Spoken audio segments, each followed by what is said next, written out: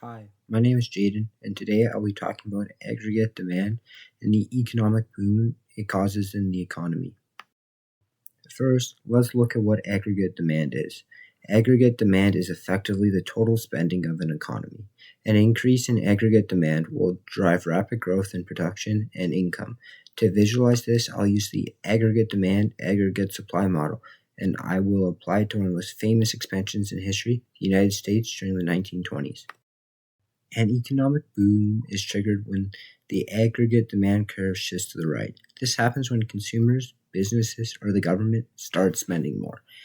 As the curve shifts outwards, the economy moves to a new equilibrium. The result is a higher real GDP, which means that there are more goods being produced and purchased, and there are more people being hired.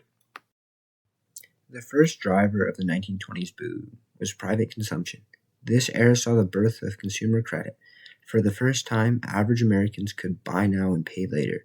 This mentality caused a massive surge in total spending, pushing the demand curve significantly to the right. The second driver was business investment. The 1920s was an age of electrification in factories, as they transitioned from steam to electric power, requiring massive spending on new machinery. Simultaneously, the construction of the skyscrapers and the burgeoning automotive industry created a multiplier effect. Every dollar business invested into new technology shifted the curve even further outward. Finally, a skyrocketing stock market created a wealth effect. As asset prices rose, households felt richer and began spending a higher percentage of their income. By 1929, the U.S. economy was operating at near full capacity.